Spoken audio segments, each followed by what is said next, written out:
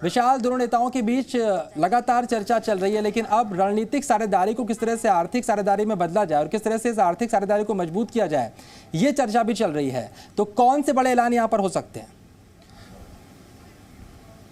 देखिए शरद, थोड़ी देर पहले प्रधानमंत्री नरेंद्र मोदी और फ्रांस के राष्ट्रपति मैक्रों की मौजूदगी में दोनों ही देशों के जो दिग्गज सीईओ हैं उनकी संयुक्त मुलाकात हुई है। और प्रधानमंत्री नरेंद्र मोदी ने अपने साझा बयान में यह कहा था कि कैसे आर्थिक स्तर पर सहयोग को और ज़्यादा आगे बढ़ाया जाए, इस पर दोनों देशों के बीच जोर रहेगा। और ये उसकी एक तस्वीर यहाँ पर देखने को मिल रही है। दरअसल भारत और फ्रांस, जैसा कि आपने जिक्र किया, एक रणनीतिक साझेदारी के तौर पर पिछले 25 वर्षों से एक साथ आए हैं। और इसके 25 वर्ष इसी साल पूरे हुए जब प्रधानमंत्री नरेंद्र मोदी यहां बेस्टिल डे परेड में विशिष्ट अतिथि के तौर पर शामिल हो रहे हैं। तो कई ऐसे अहम क्षेत्र हैं, चाहे वो आप अंतरिक्ष के क्षेत्र को ले सकते हैं, रक्षा के क्षेत्र को ले सकते हैं, इसके अलावा तकनीक, सेमीकंडक्टर, इन तमाम मुद्दों पर इस विजिट के दौरान चर्चा हुई है प्रधानमंत्री नरेंद्र मोदी और इमैनुअल मैक्रों के बीच में। और ये मुलाकात अब से थोड़ी देर पहले ही खत्म हुई है, जो कि काफी देर तक चलती रही। आपस में बातचीत हुई, प्रधानमंत्री नरेंद्र मोदी और मैक्रो की डेलीगेशन लेवल की बातचीत हुई है।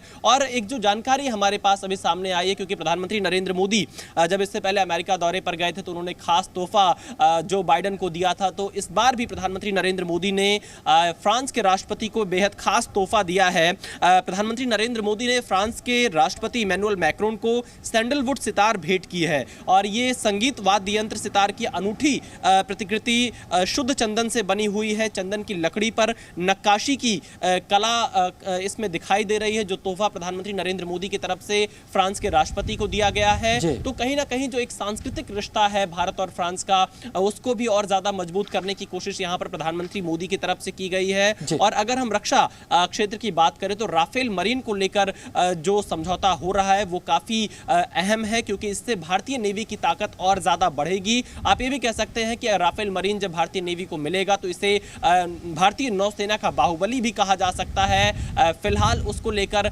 समझौता हो रहा है। और बिल्कुल विशाल, रणनीतिक साझेदारी के साथ इस तरह आपने चर्चा की कि आर्थिक साझेदारी को और मजबूत करने का प्रयास हो रहा है।